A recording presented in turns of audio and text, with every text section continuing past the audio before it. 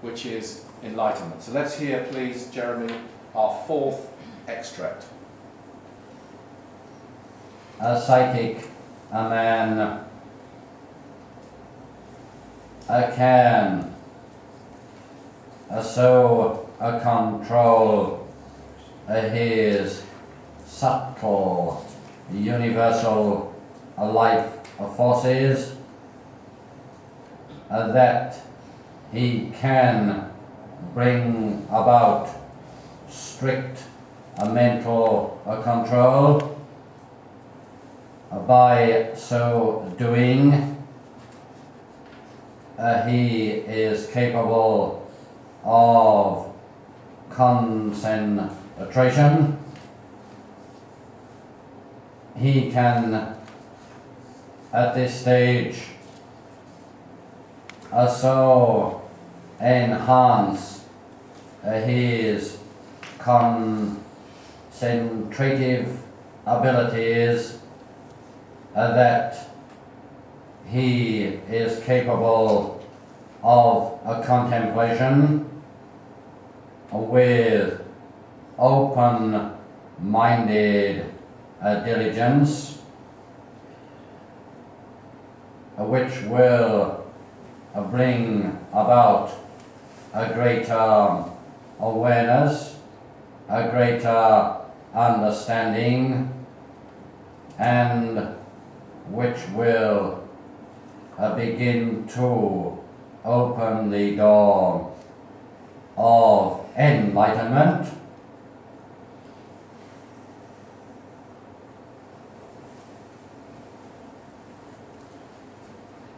I don't think it'll be any great revelation to you when I tell you that I am not fully enlightened. Dr. King was fully enlightened in the terms of the fourth freedom because he had entered samadhi, trance. He had the ability to meditate, and meditation is a word which is very, very differently used by different people. But he had the ability to meditate on whatever he so chose, providing he had the energy to expend, and know about that thing that he meditated on, which is different from thinking, working it out, or even feeling the impressions of something. And the steps to enlightenment are concentration, contemplation, and meditation. Now, one of the things that must happen, and this is again where one can use one's discrimination when one looks at teachers who are speaking about enlightenment. One thing is, what service are they doing? And not only what service are they doing, what service are they teaching their students to do and enabling their students to do. But another is that on the path to enlightenment there will be, not there might be, there will be psychic experiences of one kind or another. Now, don't misunderstand me, please. I am not saying that a psychic person is more enlightened than someone who isn't necessarily. Because there are people who are psychic who don't use their abilities in an enlightened way. There are even some who use them, or try to use them, actually do use them in certain cases, in a very negative way, which is the opposite to enlightened. So it's not that, and nor is it necessary for everybody to become a psychic if they're going to become enlightened. It isn't at all. What I am saying, though, is that in one way or another, and it will vary from person to person, I mean, one thing that everyone can do, which is probably the greatest psychic attribute that there is, or ability, is healing. Because that's great service as well. And there are many, but in one way or another, be it through visions, be it through greater sensitivity, greater sensibility, receiving impressions in one form or another, that must happen on the journey. Because that is the contemplative stage, where you start to pick up things. I'm sure it happens to probably most, if not all of you, in one way or another. This is just part of growth, but it's not the destination.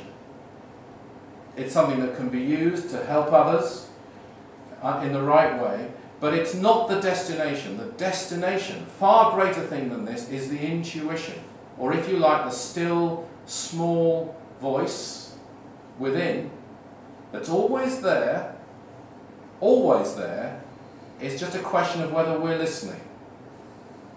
And as we become more enlightened, and as we, although I'm not fully enlightened, I hope and I know that I'm more enlightened than I used to be. And as we become more enlightened, it becomes a more resonant voice, if you like. And guide us, which means also that the guidance that we give is more reliable, is more helpful, that all the decisions that we make, all of them are better, more correct, more karmically correct, wiser, and this is the journey. And there's this wonderful phrase in the Nine Freedoms about, I'm doing this, remember, it's the transmutation of mental energies on the plane of inspiration called high intuition. That's something to get your head round. That's what we're told takes place at the final stage before full enlightenment dawns.